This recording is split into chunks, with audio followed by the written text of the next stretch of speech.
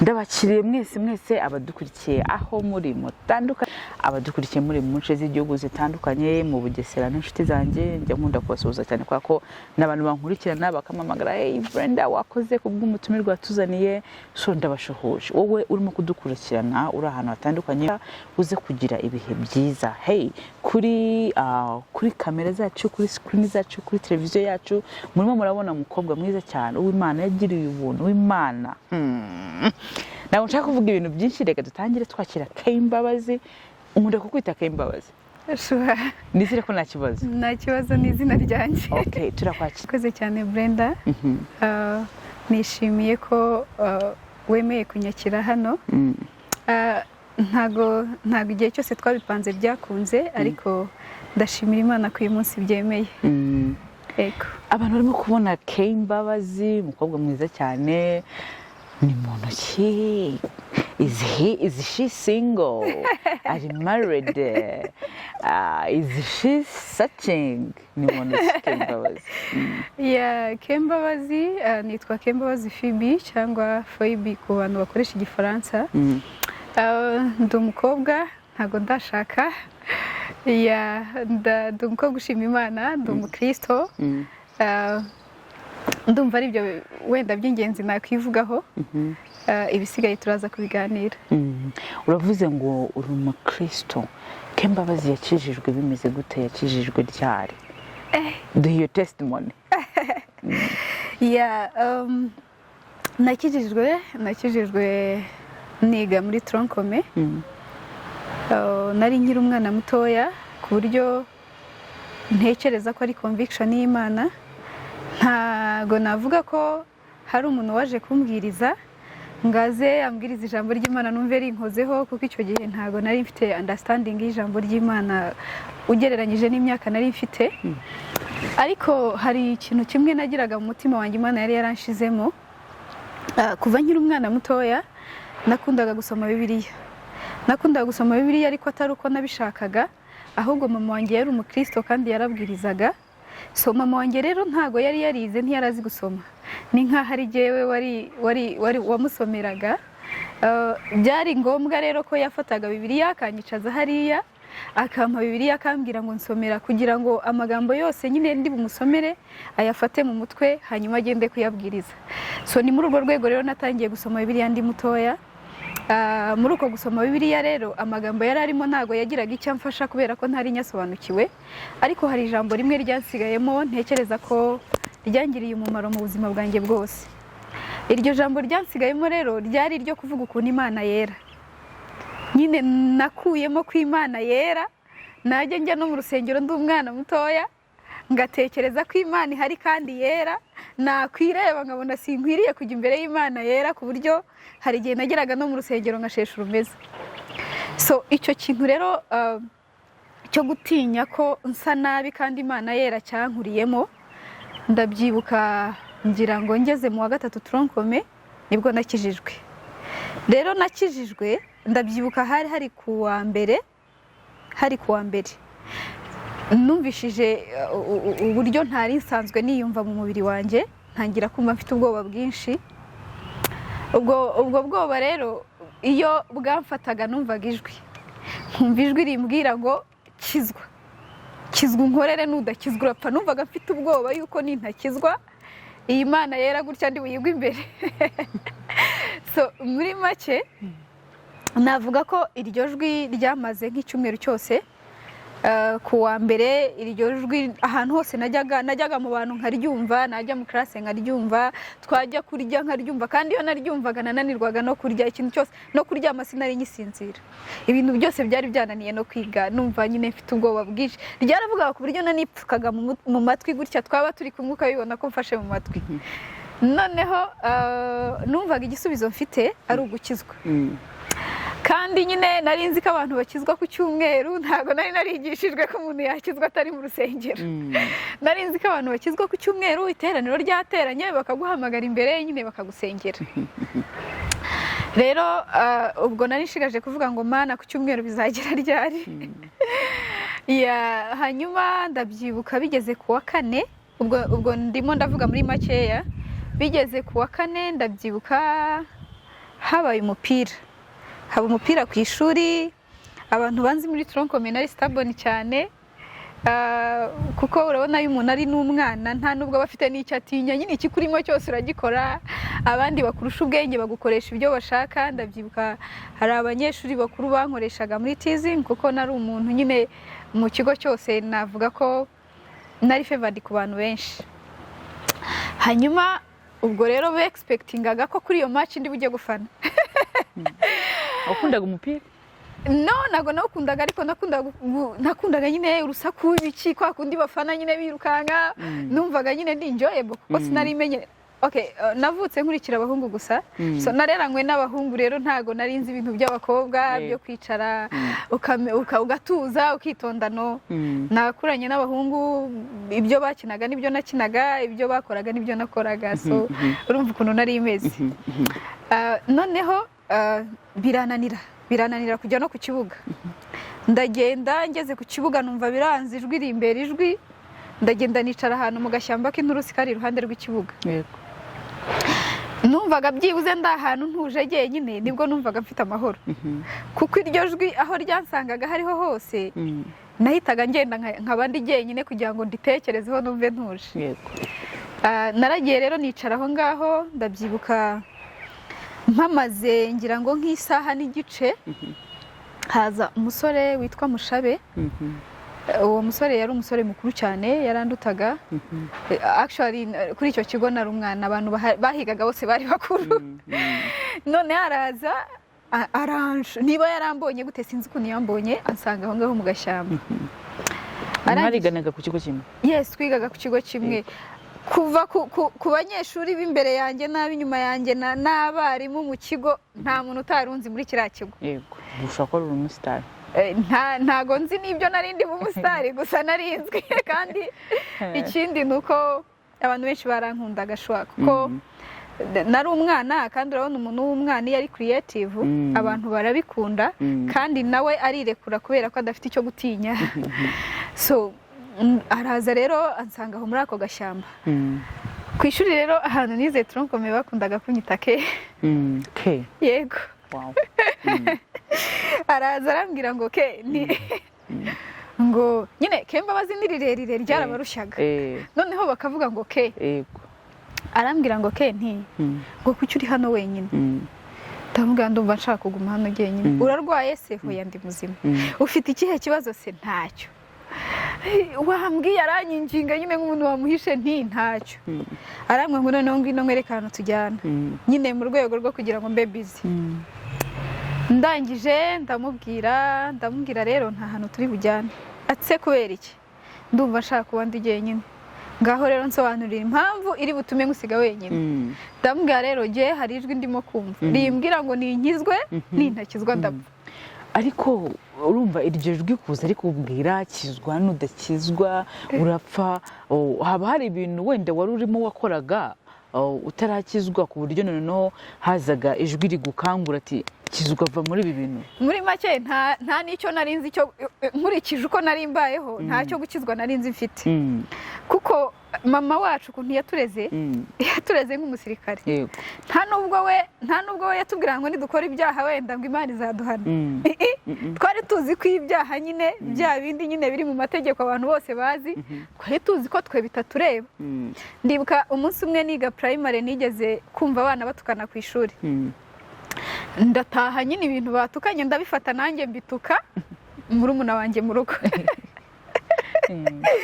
Mututse mama afata inkoni arankubita arambwira ati ibyo bintu byawe simbishaka, ayo magambo rero gutarura ku ishuri aho ugenda hose sinyashaka. Ndamubwira ariko ma none se abana bo kwa runaka ko babivuga? Arangije mama arambwira ngo ngewe sinzarera nk'uko kwa runaka barera. Urumva? So nari wa muntu ku buryo niyo numvishije umuntu atukana no ku ishuri nikanga. Ibaze kwikanga ukumva ari ikintu kitabaho. Ibyaha bindi bisigaye numvaga nyine okay kuko nari ntangiye gukura nari mbizi ko bikorwa. Kandi nkabona abantu badapfuye gusa numvaga hari abo bigenewe nabo bitagenewe. Numvaga rero iwacu ndamutse mbikoze napfa. Nabwo nari nzi ko igihano nyine cyabyo ari uko nahita mpfa. So rero ntabwo ari cyo kibazo ahubwo ni nacyo kibazo uwo musore yambajije maze kumubwira gutyo. Yarambajije ngo ubuseke nti ngo uburenda gukizwa iki ngo mbwira icyo akora rwose cyakubujije amahoro ushaka gukizwa. Mu by'ukuri ntacyo nari mfite cyo kumubwira gusa icyo numvaga kimbereye icyaha gikomeye kuri jewe nuko nari narafashe mu bitekerezo byanjye ko Imana yera kandi nkumva niyo irimo kumvugisha, noneho nkatangira kubona ko ndi imbere yayo ahantu hose njya nkabona irahari. Noneho kandi nkajya mbona ndasa nabi sinkwiriye kuyegera. Urumva nicyo kibazo gikomeye nari mfite. Naho iby'ibindi byaha byo ntabyo nari nzi ariko nabonaga babikora nabonaga ntacyo babaye. Urumva? So rero ubwo njyewe muri make nari nifite ikibazo cy'uko ntashaka kuguma ndi imbere y'Imana kandi mbona nsa gutyo. So rero yarambwiye ngo ndagusize ndagiye ngo ariko ngo ku cyumweru nzaza gusenga nyine nanjye numva ikintu kizwa. Yari afite amatsiko yo kumva icyo kizwa. Noneho ngeze mu rusengero rero ku cyumweru sijye warose hagera nahise nzinduka saa 12 nari nageze mu rusengero nicara inyuma. Noneho urabizi ko kuri secondaire amateraniro yatangiraga like saa 2 saa 3 gutyo. Kandi twebwe twase abantu bose b'abakristo ukuyemo abadive ukuyemo abadive gusa abandi bose twarasenganaga. Noneho ndagenda nicara ku ntebe y'inyuma.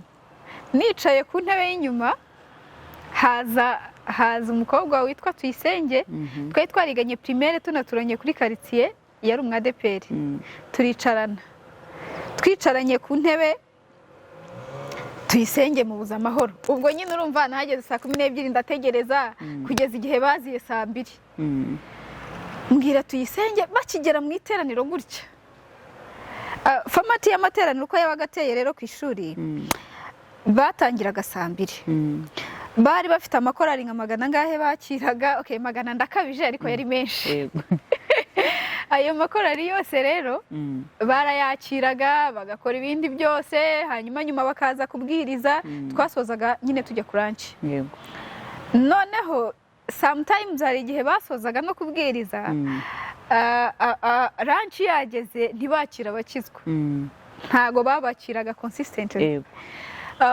icya kabiri ntago numvaga nabwo ndi butegereze icyo gihe cyo bari buze kwakirira abantu bakizwa so icyo nakoze nabwiye Tuyisenge ndamubwira Tuyisenge mfasha ndashaka gukizwa andika agapapuro uvuge ko hari umuntu ushaka gukizwa Tuyisenge araturika araseka kuko urumva yaranzi agira ngo ni imikino yanjye nyine arambwira ati ariko wajya ureka gutesha abantu umutwe gutyo nyine ndambwira I'm serious wowe andika hambwa atako wabaye iki kubera iki abantu bitiyumvishaga yuko urumva wowe wabwiraga wese ko ushaka gukizwa yabitindagaho impamvu babitindagaho icya mbere nari umwana icya kabiri ntago biyumvishaga ukuntu nafata icyo cyemezo cyo gukizwa nyine ugereranyije imyaka yanjye nuko banzi nyine bumvaga ntari umuntu wakwifatira decision yo gukizwa nyine bumvaga nta motive mfite impushinga kujya kwakira agakiza kuko kenshi kuntu twari tubimenyereye nyine mu cyari wacu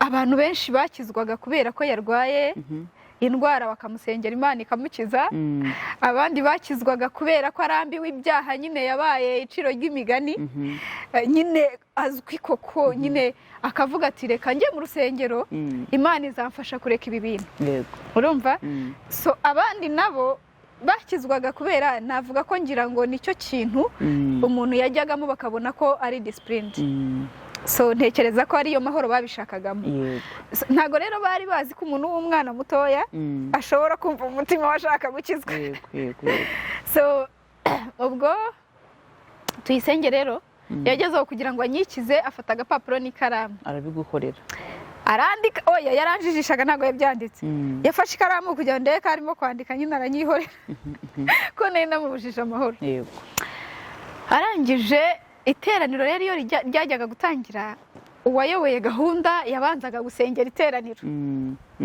hari umugabo yitwa Ndwano Emmanuel ngira ngo izo testimony niwe uzizi neza kuko icyo gihe niwe wari pasiteri ashoje manda agiye kugenda yararangije tronkom Ndwano rero niwe wari wayoboye iteraniro uwo munsi arahaguruka ndamushimira navuga ko buriya navuga ko ari nkawe muntu wandeze mu gakiza wampaye ibyibanze muri make kuko Ndwano nawe yarabizi nawe anyita dota so Ndwano rero arahaguruka ayoboye gahunda ndabyibuka ikintu cya mbere yakoze aho gusengera iteraniro yararirimbye aririmba indirimbo ivuga ngo sinshidikanya ko Yesu ankunda narabatuwe n'amaraso ya Yesu nduwe igiciro imbere y'Imana Data cyubahiro ni cya Yesu kansimbuke wenda ngere ku gitero nyine yaririmbye kikankora ku mutima nkumva noneho ngatangira kurira yaravuze ngo ku musaraba w'inyabihanga ku manywa y'ihangu niho Yesu yabambwe yikoreye ibyaha by'abari mu isi kugira ngo njye nawe tubabarirwe uwizera wese ahabwe ubugingo uhoraho iteka ryose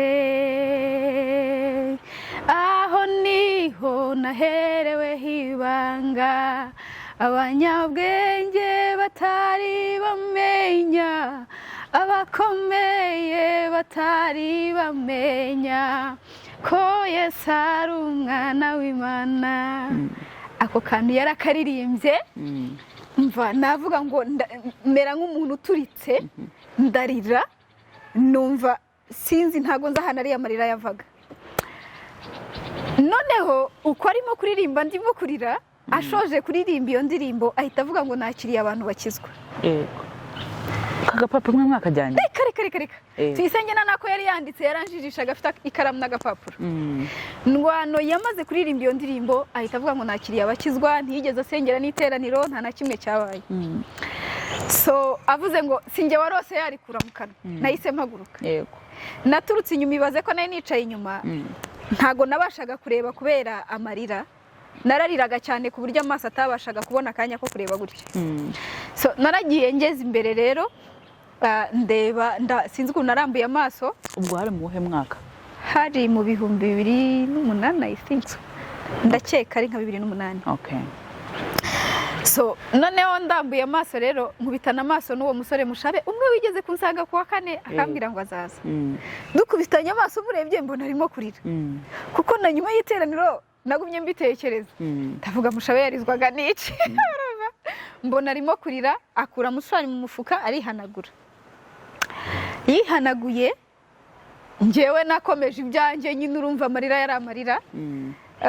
Ntago mu by'ukuri nzi ibyakurikiyeho, ntakubeshye. Ntago nzi ibyakurikiyeho kuko sinzi icyo nari nabaye. Cyakoze naje gukanguka. Nagaruye ubwenge nka saa 7. Icyo gihe ntabwo twagiye no kuranca. Muri make umunsi nakijijwe nuko byagenze. Nuko byagenze, kandi nshima Imana ko yabicishije mu buryo bwayo bwite, igakora communication yayo mu gihe cyanjye kugira ngo menye agakiza. K.Mbabazi amaze gukizwa, yakire Kristo, atangiye kwinjoyinga ibyiza byo kubaho umuntu akijijwe. Benshi bibwira yuko iyo umuntu akijijwe automatically bigenda neza. Noneho dusangiza ubwo buzima, umajije gukizwa, amashuri byakomeje kugenda neza se, ubuzima bwakomeje kukuryohera, noneho dusangize bihita byoroha kuko bikagenda neza, kugira ngo n'urubyiruko rurimo kudukurikirana baze bumva icyo babuze. Byagenze gute? Byarushijeho kuba bibi cyane kurenza uko wakeka gutyo, kuko hari ugukizwa, ugakizwa uri umuntu ufite abantu bakudiscipolinga ku buryo maturity yawe ushobora kuzamuka bikagufasha. Ariko hari no gukizwa uri umwana, ugakizwa udafite ukuyobora cyangwa ukwigisha ku buryo ushaka kugera ku kigero wabasha kuyoborwa n'Imana. Hanyuma rero ntekereza ko ari aho ngaho habereye ikibazo. Ikindi kibazo cyabaye mu buzima busanzwe, kuko n'ubundi kwiga byari bigoranye, ariko ngira ngo Satani abishyiramo imbaraga cyane noneho kugira ngo mbe umutima wanjye utakaza ibyiringiro burundu. Kuko umuntu udafite ibyiringiro nta n'ubuzima agira. Ntabwo buri ibyiringiro by'umuntu ni ikintu gikomeye. Iyo mvuga ibyiringiro ni icyizere cyo kubaho, ni icyizere cy'uburyo cy'ushaka kuba we cyangwa ushaka kugera cy'umurongo urimo. Noneho ibintu rero byaje kwanga, biza kwanga burundu, kuko narangije tronkome. Ndangije tronkome, umuntu wanyishyuriraga wari waranjyanye kuri tronkome, biza kurangira agiye hanze, nsigara muri famiye ye. Nsigaye muri famiye ye kuko yagiye ngira ngo niga mu wa 2. Hanyuma narangije tronkome, no kwiga bitangiye kwanga, mfite n'ideni ry'ikigo rinini cyane. Hanyuma ndangije tronkome ndataha. Ubwo nyine kwiga birangiye gutyo, kuko uwo muntu aho hantu muri famiye nari narasigaye, nari nzi ko nari mbafitemo ibyiringiro byinshi. Bivuga okay, mu buzima bwanjye abantu banzi nkunda kwiga cyane ku buryo nta nubwo nanatekerezaga ko nabaho ntiyize ngo bikunde. Rero abo bantu bamfashaga nari mbafitemo ibyiringiro ko bazanyigisha, kuko icya mbere mu bifatika nabonaga bafite ubushobozi, hanyuma ikindi nabonaga banyitayeho neza kandi bankunze. So rero bituma ibyiringiro byanjye byose byumvikanisha ko ngomba kwiga. Ariko ndangije tronkome birahinduka. Uwo navuga ko yanderaga arampamagara, hari mu gitondo kare saa 12, arambwira ati rero ngiye kuguha amafaranga 1000 mutware nkugeze ku modoka, utega imodoka ujya iwanyu. Icya kabiri uzagaruka iwanjye ari uko nkuhamagaye. So ndataha rero, njya mu rugo.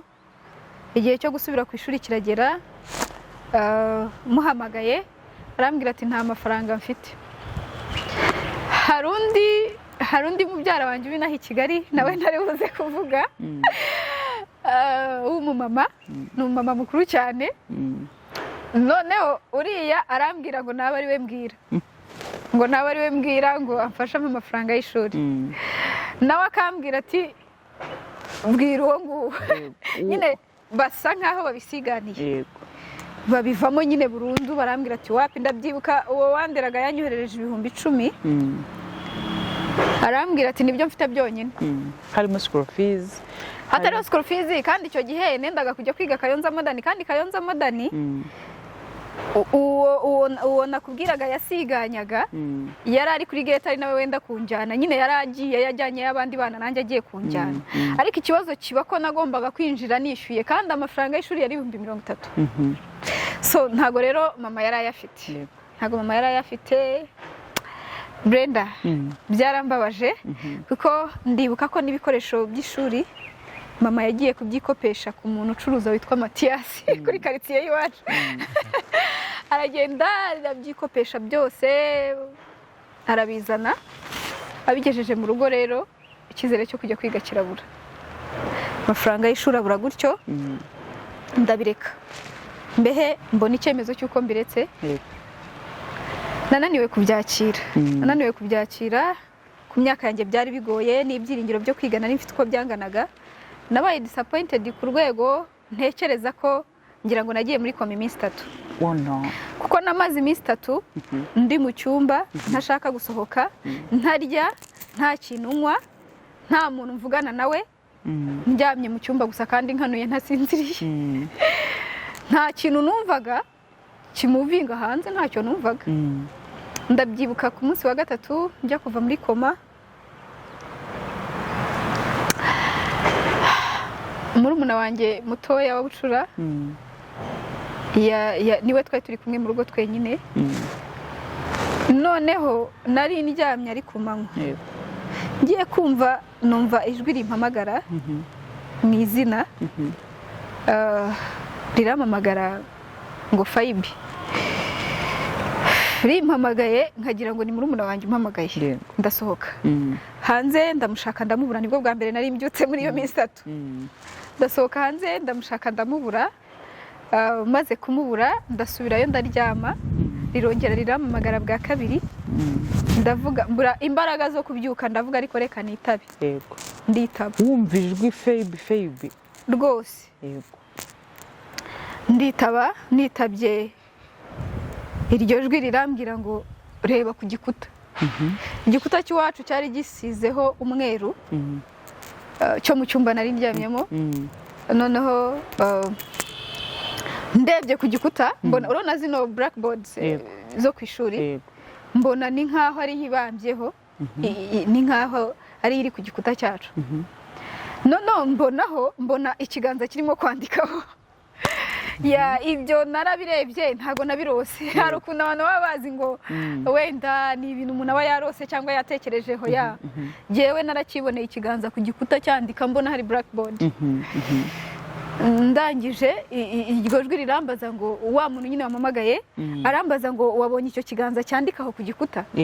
Ndavuga yego. Arambwira ngo byuka ufate ikayi n'ikaramu wandika ayo magambo. Ayo magambo rero narabyutse, mfata imwe muri registre mama yari yanguriye zo kujyana ku ishuri. mfata ikaramu ndandika ayo magambo. Ayo magambo rero ijambo rimwe, ijambo ryabanzaga byaravugaga ngo randura imizi y'ibyiringiro byawe mu muntu. Ngo kuko nushorera imizi y'ibyiringiro byawe mu muntu narimbuka azarimbukana nabyo. Yego. Irya nyuma ryaravugaga ngo aya magambo yose ugiye komeresha abantu babaye bari mu bihe nk'ibyo urimo. Yego. So nyuma rero y'ayo magambo nibwo nabyutse mitangira imbaraga ndasohoka ntangira rero guhangana n'ubuzima. Mpangana n'ubuzima ndabyibuka namaze umwaka wose nicaye mu rugo. Nyine ntangira guhangana n'ubuzima bingoye ntabyakira ndabyibuka nirirwaga ndira. Mama nawe ntacyo yarashoboye kumfasha ahubwo mama yankubita amaso nawe akarira. Ndangije ndabireba ndavuga ntago nshaka kuguma imbere ya mama ngo mukomerete. Icyo gihe nibwo nagiye hari umukobwa ni mubyara wacu ariko yari yararerewe iwacu nyine ari imfubyi. Ababyeyi yagiraga ni mama wamureze yari yarashatse i Nyamirambo. Nibwo nahagurutse rero ngenda ariho ngiye ariko ngezeyo mpagirira umugisha Imana ibana nanjye. Ndabyibuka hari igihe kimwe naho nahavuye mpava ntaza ahantu ngiye ariko ahantu nari ngiye mpagirira umugisha hari umugabo wahabaga wari uturanye n'urwo rugo nari ngiyemo. Uwo mugabo rero yaramaze kumenyera muri quartier. Ndabyibuka igitondo kimwe yaraje arambwira ngo ariko wa mwana we. Muri icyo gihe nicyatumye namenya nari nibwo nahise joininga ibintu bya RPF bakaba urabizi ko FPR bakoreshaga inama. Habaga amanama bakavuga abantu babishaka kujyayo bajyayo. Urazi rero inama nk'iza abana ntago bazitangwamo. Nyine najyaga njyayo bakambona haba ibintu bya leta nkajyayo. Arangije arambwira ariko ati wa mwana we ufite akazi. Ndamubwira oya none se ko mbona uri umwana mutoya ukaba uzi ubwenge kuki nta kazi ufite niba utaniga. Ubwo icyo gihe yakubazaga ko ufite akazi bwe ko urangije no kwiga. Yumvaga wenda ngira ngo nka senior 6 narayirangije. Yego. Arangije arambwira ati ntacyo ndaza kugushakira. Noneho ntangira gutekereza ko koko nkwiriye gukora akazi. Urumva ndavuga ubwo abantu batangiye kumva ko nakora akazi nanagakora nyine. Imana yangiriye neza. Yampaye navuga ko kuva mu bwana bwanjye yampaye gutekereza neza. Ntago ntekereza ko ibyo ari byo byose ibintu byose bihera no mu mitekerereze. Ndangije rero numva ko nkwiriye gukora akazi ariko nsanga imyaka nari mfite ishobora kumbana ikibazo. Nyumvira nawe mu myaka nari mfite gutekereza yuko ndamutse ngiye mu kazi imyaka yaba ikibazo. So icyo gihe rero icyo nakoze byabaye ngombwa ko njya gushaka indangamuntu. Indangamuntu rero ndayibona. Ndabyibuka umuntu ushinzwe irangamimerere yanshyiriyeho imyaka yashakaga kubera ko nta nubwo nigeze mubwira ngo nyandika iyi n'iyi. We yarabyibwirije ayinshyiriraho nyine ihwanye n'iy'akazi nyine. Arangije indangamuntu maze kuyibona rero uwo muntu nyine yanshakiye akazi yankonekita n'umuntu wari ufite farumasi. Niho hantu nakoze bwa mbere. Ntekereza ko rero Imana yangiriye neza. Imana yangiriye neza muri icyo gihe ndakora ntangira gukora akazi kaho ndagakora kugeza igihe nakaviriyemo. Noneho umuntu twasenganaga ngirira icyizere akingura ahandi hantu arambwira ati rero ntago mfite ubushobozi kuko yakoraga kwa muganga. Arambwira ati mfite ubushobozi bwo kwimuka ngo njye gukora ahandi hanyuma reka nkoherezeyo ndabona ari umwana ufite ubwenge. Reka nkoherezeyo ugende wowe uzakore ukore neza hanyuma tuzavugana amafaranga uzajya unshyirira kuri konti nyine buri kwezi dukorane gutyo. ndakora kugeza igihe nyine byaje kurangira nyine na validi yari drug shop, small drug shop. So validi zazo rero zari zimaze kurangira bashaka amafamasi manini. Yego. So rero biza kurangira gutyo. Nkavamo na nyuma yaho ndakomeza ndakora njya gukora muri ya tiketi. Icyo gihe wakoraga ugifite ka gatima ko kongera kuba wasubira mu ishuri cyangwa waje kwibona amafaranga avuga ati wow. Reka iki kintu nkibwire n'abandi bantu barimo kunyumva cyangwa barimo kumbona. Ntago abantu benshi bafailinga kubera ubushobozi. Yes, ushobora gufailinga kubera ubushobozi ukicara nkuko nicaye ugasuragoringa. Ariko ikintu gituma umuntu agera ku nzozi ze nuko uba ufite ikintu muri wowe ushaka wumva uharanira kugeraho. So inzozi zanjye rero zari ukwiga.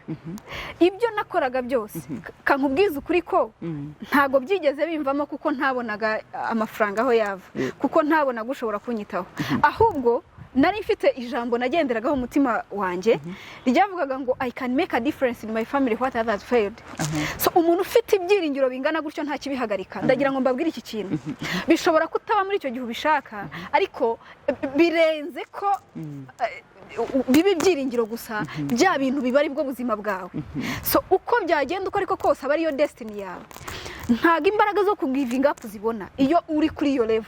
So rero ntabwo inzozi z'umuntu zipfa gupfa, ahubwo kenshi abantu bafailinga kuko ntaho barimo kujya. Nyine ntacyo bafokasinzeho, nta party y'ubuzima bwabo bumva barimo gushaka gusingira, ahubwo ibyo abona bimuzengurutse arumva that's all.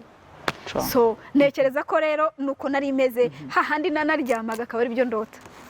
Nararyamaga nkabirota nkarota nasubiye ku ishuri ndimo gukora exams za senior 4 5 6 cyarimwe abantu bose twavuganaga nababwiraga yuko rumva gahunda yanjye ari ukwiga. So byari bigoranye rero kubyumva kuko nta muntu numwe yumvaga aho byava, ariko kubera ko ntari niteguye gusubira inyuma, ntari niteguye kubaho ubuzima ntize, ibyo nakoraga byose nabikoraga ariyo target. Ndibuka mu 2015 nibwo nashatse gusubira ku ishuri bwa mbere, nibwo igitekerezo cyanjemo. Noneho igitekerezo kinjemo hari umusaza wanjye 2015 warahagaritse muri 2008. Yes. Urumva nararangije tronkome 2008. Urumva nago abantu benshi nyine bajya biyumvisha ukuntu bino bintu bikora, ariko urumva 2015 narakoraga kuko agiye kuva ndangije tronkome narakoraga, nagize umugisha wo gukora. Ntago 2015 byankundiye nkibitekereza. Nari mfite hari musaza wanjye nari mfite wari uri hanze, turavugana ndabimubwira agenda ashaka kwiga. Harangije arambwira ati rero ntago byakunda kuko icyo gihe sister wanjye unkurikira yari arimo kwiga, kandi ni njye muntu wari urimo kumufasha, nta bundi bufasha bwari buhari even usibye na murumuna wanjye na family. Ni njyewe wari urimo nyine. So mbimubwiye rero arambwira ati ntago byashoboka. Arambwira ati buretse abanza arangize ntabwo mwese mwajya kwiga, nanjye ntabwo mfite ubushobozi buhagije ku buryo mwajya kwiga no mu rugo bagasavayivinga buri kimwe. Arambwira ati rero ihangana ubu biretse. Ndihangana mu by'ukuri ndabireka.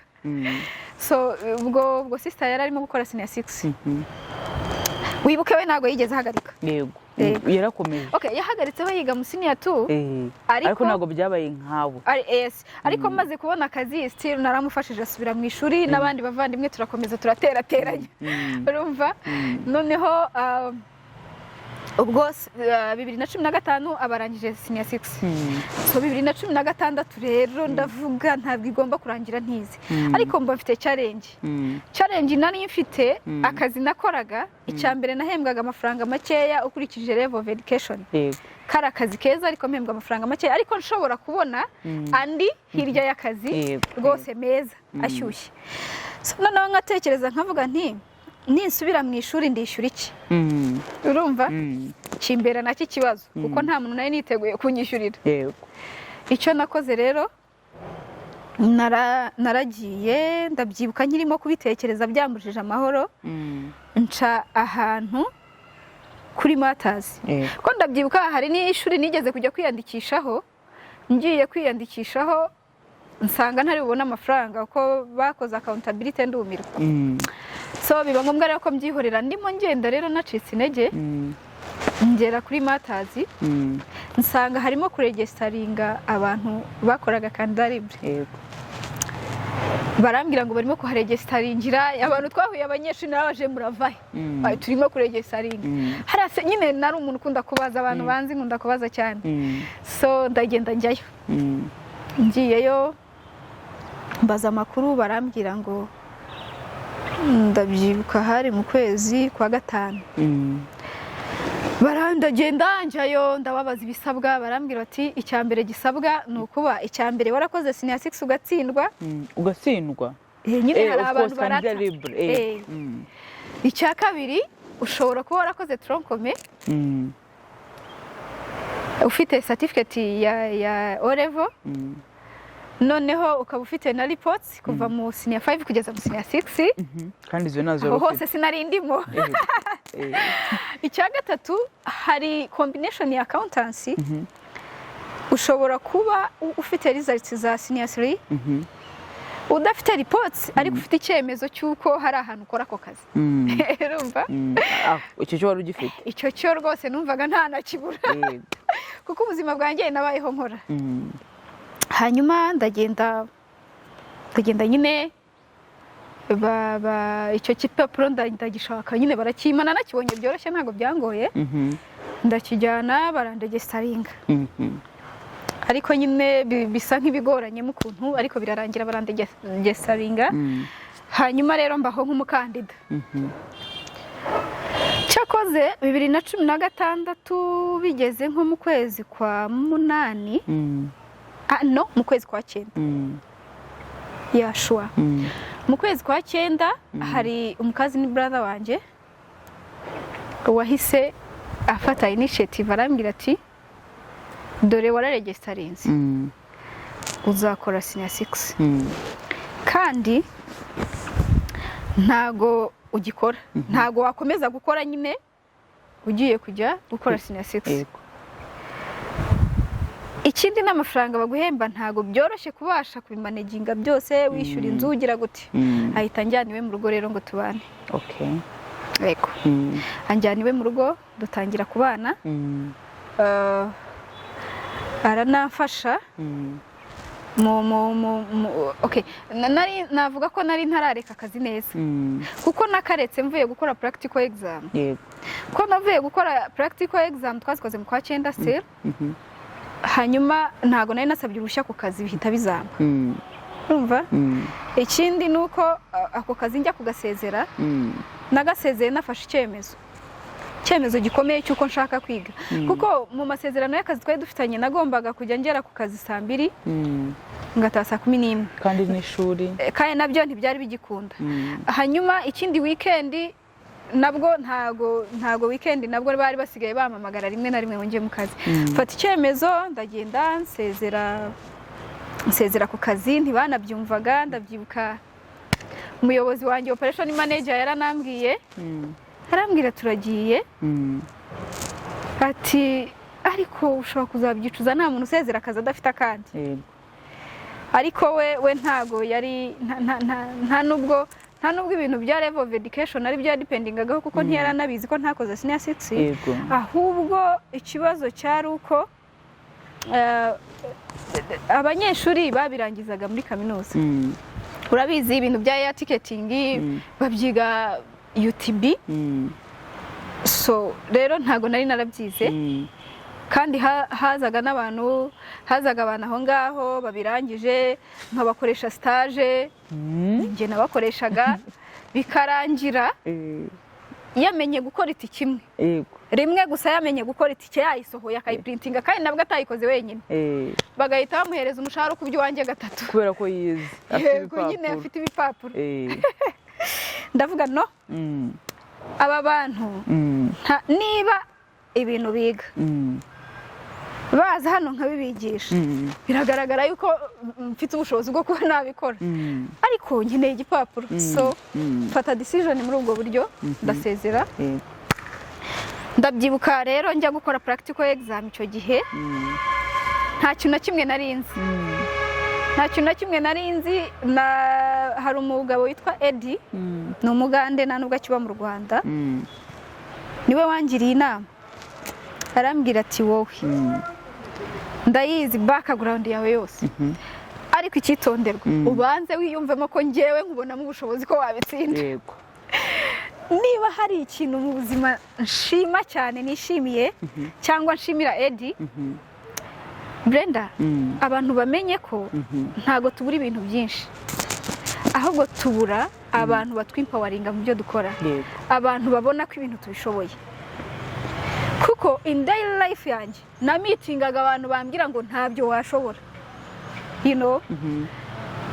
since from primary ntabyo washobora wakwigura imwene nde wahera kuki everything bigeza ku extent nicaye ndeka ishuri ariko still even na family members bakambwira ngo ntago wabishobora ibyo bintu urumva so nibwo bwa mbere mu buzima bwanjye nari mpuye n'umuntu umbona mu bushobozi ntihazagire umuntu utekereza ngo nabona ibintu runaka arimo kugeraho cyangwa birimo gutangaza abantu ngo atekereze ko hari izindi mbaraga runaka zidasanzwe afite imbaraga zose z'ubwenge cyangwa z'imitekerereze cyangwa z'ibyo dukora ni imbaraga ziva ku Mana even nubwo zaba zaciye mu bakuyobora aba bakuyobora nabo baba bazicishijwemo n'Imana kugira ngo babashe kugufasha kubera impamvu imwe gusa yuko Imana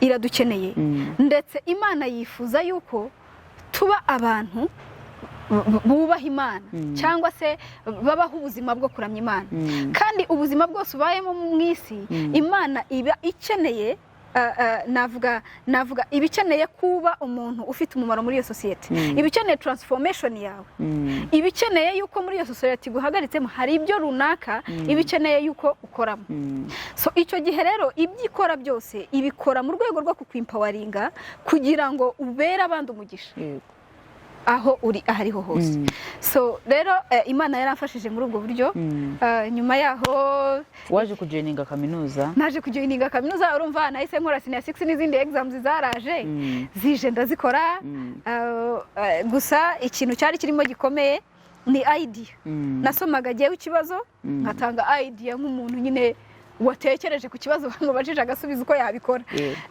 byaje rero kurangira senior 6 nyirangije nkomeza kaminuza aho rero ndangije senior 6 niho navuga nabonyemo support kuko uwo mu brother twabanaga yabaye surprised y'ukuntu natsinze senior 6 kuko intago yabye expectingaga ndetse n'abandi bantu benshi muri family byarabatunguye ariko muri ibyo byose nari mfite mama wanjye undi inyuma mama wanjye yaramfashije cyane kunyura muri ubwo buzima bugoranye kubanza guhagarikaho kwiga wabishakaga wari ubinyotewe urakijijwe urasoma ijambo ry'Imana urabona amasezerano menshi kuko wasengaga hari amasezerano wumvaga hari ibyo wumvaga Imana ikuvugaho ariko ukabona birimo nanone inzira urimo ntago zigororotse nk'uko ubishaka ntago byigeze bigutera kumva witotombeye Imana yego byarabinteye ndetse na cyane kugeza n'igihe nageraga aho ngaho n'ibintu byo kujya gusenga nkumva ndabisuzuguye rwose nkumva ntacyo bivuze hari n'igihe cyageze rwose nkumva nashaka no kujya mu rusengero kubera ko amagambo nakundaga kubwira mama naramubwiraga ariko ubundi Imana impora iki dupfiki ibyo bintu narabimubajije mama nanga Imana yari itegereje ibona muri iyi si yose hari igihe umuntu ugomba kuruha dupfiki n'Imana mama rero kuko yabonaga ndi umwana we yakundaga kunyaha akambwira toya Imana irahari irabireba ariko ikora ibintu mu gihe cyabyo ntago Imana bayitegeka urumva so nkamwikiza nkagenda nkumva ntacyo bimbwiye ariko Imana yakomeje kubana nanjye kuko iyo nabaga ndi muri iyo situation icyo gihe uko byagenda uko ariko kose Imana yavuganaga nanjye. uyu munsi yihuye n'umukobwa mugenzi wawe, reka tuvuge se umukobwa cyangwa se umwana w'umusore urimo gushaguringa n'ubuzima, amasomo urabona amashuri byaranze, arumva nta cyizere yifitiye, kandi nawe abinyotewe, cyangwa se ashobora kuba ari mu buzima bw'ishuri, ashobora kuba hari uw'akazi katinze kuza, akumva yuko Imana yamukuyeho amaboko. Ukurikije ibyo wanyuzemo, uburyo Imana yagutabaye, uyu munsi umukobwa w'icyitegererezo, ufite message irimo gufasha abandi, uca kubona ahantu hatandukanye, urakora, umeze neza, Imana yagutabaye. Ni iki ushobora kumubwira cyamukomeza? Hari n'uba ari muri iyo situation ariko atazi n'icyo yakora. Kuko benshi hari igihe mbabona nkumva ndababaye. Iyo mbonye umuntu uri muri situation nk'iyo nari ndimo, numva ngize n'agahinda mu mutima. Ariko icyo nababwira ni kimwe. Icyo nababwira nuko icyambere ni ukugira icyizere cyangwa kugira ibyiringiro bivuga ngo uko byagenda kose uyu munsi byaba birimo kwemera cyangwa byanze, ariko ibi bintu nzabigeraho. Ni ukudacika intege muri make, ugahora ufite icyizere bishobora yego kuba bitarimo gukunda, ariko ukaba ubona ko byanze bikunze imbere biri. Ikindi buriya ndagira ngo mbwire abantu, sometimes tujya tunakora amakosa duturutseho. Buriya hari ukuntu no kwishuri najyaga mbibona, ugasanga niba muri group ya assignment, urashaka katuvuge, urashaka wenda babahaye nka assignment nko muri business studies, hari nk'ukuntu bajyaga baduhereza ama assignment yo gukora ama projects, urumva, ugasanga nyine ni ibintu barimo kudutoza gukora kugira ngo nyine intekerezo zacu zaguke, nitugera nyine no mu buzima bwacu busanzwe tubikoreshe. Ugasanga umunyeshuri ntago abyitayeho, urumva, ugasanga nk'abanyeshuri arimo aravuga ngo icyo nkeneye cyane ni igipapuro, ugasanga arafata ibitabo agakuraminga gusa ariko adashaka kumenya ibyo bintu. Nyine ubona, ndabyibuka abanyeshuri benshi barabivugaga, akavuga ngo icyambere ngo ni ukuba ufite ngo umuntu ngo gufata ukuboko ngo ugira gute. Ariko icyo kintu ndagira ngo nkibwire ku bantu barimo kunyumva, ntabwo icyo kintu ari cyo, ni amakosa. Impamvu ya mbere ari amakosa, ndagira ngo nkubwire ko ushobora kuba ufite uwo muntu, ariko ugasanga uwo muntu arakwihoreye kuko azi neza ko na connection ari buguhereze uri bugereyo ntuyibyaza umusaruro. Ariko ndagira ngo nkubwire ko Imana mu buryo bwayikora, iyo uhawe ibyo uhabwa, ndavuga nk'amasomo cyangwa n'ibyo ufite ako kanya, ukabasha kubikoresha neza, nyine ukabikoresha ukabibyaza umusaruro w'icyo wagombaga gukora, Imana ishobora guhagurutsa undi muntu utazi, akabona ibintu ukoze akabikunda, akagufata ukuboko atari uwo wateganyaga. Ntabwo rero abantu kugufasha ntabwo bagufasha ntacyo uzi, uri aho gusa. Ahubwo abantu bashaka kuvuga, ese uyu mwana byibuze akunze kwiga, reka mufashe kuko akunze kwiga kandi abishaka. Uyu mwana se hari ikintu yagerageza gukora nyine yumva. Ibyo byose rero kugira ngo bibe, bisaba yuko uba ugifite bya byiringiro bya cya kintu. Atari ukuvuga ngo narize mfite dokima zanjye, ndashaka umuntu unshakira akazi.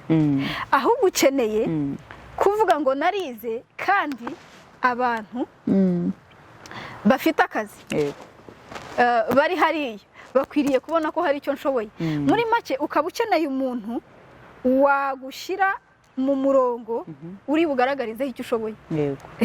Uyu munsi ni iki wishimira? Uyu munsi ikintu nishimira cya mbere nuko nize kaminuza. Impamvu ntabwo ari uko kaminuza ari degree iremereye, cyane ko numvaga ntazanayifeta kuko numvaga atari rwo rwego nakabaye ndiho. Ariko kimwe mu bintu nishimiye nuko ngeze kuri kaminuza nagize umugisha, nasobanukiwe ijambo ry'Imana kurusha. Hari abantu bajya bumva ibintu biba kuri kaminuza byitwa JBI badasobanukiwe ibyo ari byo, ariko reka mbabwire ko JBI yaranshepinze, niyo yangiza umuntu ndi w'uyu munsi. N'abayobozi banyobora ku rusengero, uko bari bamfite mbere ntaranyura muri JBI, ntabwo ariko bamfite uyu munsi. Kuko kimwe mu bintu bamfashije kubasha kwiga ijambo ry'Imana, bamfashije kwiga ijambo ry'Imana. Kuko kuva bamaze kunyereka impamvu yo kwiga ijambo ry'Imana, no kuva ntangiye kwiga ijambo ry'Imana hahindutse ibintu byinshi cyane muri jyewe. Nari wa mukobwa wumva ko nta cyizere nifitiye, ariko ijambo ry'Imana umva ntabwo nzi ikintu ryankoze ryampinduye uwundi muntu ntangira kubona undi muntu noneho ntangira kubona urumva K.Mbabazi wa kera yari K.Mbabazi struggling ashaka imibereho ariko K.Mbabazi w'uyu munsi ni K.Mbabazi ukora icyo akora cyose kugira ngo abashe gufasha society ntago nyiri wa muntu ushaka kudependinga ku bantu mvuga ngo runaka kubera ko atamfashije bikancumuza runaka kubera ko atangiriye gutya ari umuvandimwe bikambabaza no ntago nyiri uwo mukobwa ukirimo gukenera ahubwo ndi wa mukobwa ukeneye nanjye kuba mfite abantu nafasha urimo kurwana kuvuga ngo ibyo ngerageza kugeraho byose ibyo nshaka kugeraho byose nibura nanjye ngira umuntu nabera umugisha so urumva ndi umuntu utandukanye ndi umuntu utandukanye nicyo kintu nishimira mu buzima bwanjye cyambayeho nuko Imana yampinduje ijambo ryayo ibyiringiro byanjye by'ibyo nashakaga kugeraho ibihereza iyindi perspective itandukanye niyo nari mfite mbere yego sinzi uburyo nagushimira numva nshaka kugushimira testimony yawe utanze the word of encouragement the word of empowerment ku bakobwa badukurikiye ku basore badukurikiye mba numva mfite umutwaro wo kubabwira yuko bishoboka kandi nimba ikorera abandi byiza kubera ikibo itabagira neza reka nkubwire ngo Imana iguhe umugisha urakoze cyane wakoze kubw'umwanya wawe wakoze kubw'amagambo meza watubwiye kandi nk'uko ijambo ry'Imana avuga ngo tuva mu buntu tuva mu bwiza tujya mu bundi reka ikomeze kugukorera ibyiza birenze ibyo ngibyo yego kugira ngo ujye ubona byinshi uza kudusangiza mbere ko dusoza wanyemerera nkasengera abantu bakurikiye iki kiganiro barimo kunyumva nta kibazo rwose Uwiteka Mana nziza Imana ikiranuka muri byose Imana idukunda urukundo umuntu wese atabasha kudukunda ndagushimye kubw'uyu mwanya mwiza wemeye ko abanyarwanda benshi n'abanyarwandakazi banyumva nta butwari nta buhanga buhambaye mfite ushobora gukomvisinga imitima y'abantu cyangwa kubimpawaringa mwami wowe nzi ko ari wowe wampaye byose mfite uyu munsi yaba ibyo mvuga yaba uburyo mbayeho yaba buri kimwe ni wowe wenyine ni wowe nabonye umucyo wawe uwo mucyo wawe ungeza kuri byose ndakwinginze kugira ngo ugirire neza umuntu wumva iki kiganiro wese ntiyumve amagambo yanjye ntiyumve ubuhanga bwanjye ahubwo yumve kugira neza kwawe Kristo ahubwo yumva imbabazi n'urukundo umufitiye ahubwo yumva neza umufitiye ko ukeneye kumwegera ko ukeneye ko akwegera kurusha mwami ndabizi ko umuntu wese ukwikomejeho ntajya akorwa n'isoni ndabizi ko umuntu wese uhaye ibyiringiro hatagira ikibihagarika reka bari we w'impawaringa aba bantu kugira ngo babashe kukwegera kandi nibamara kukwegera ndabizi ko bazagirirwa neza urakoze rero mwami Yesu ndakwinginze kubw'imitima yose yiteguye kumva ijambo ryawe kandi ikakugana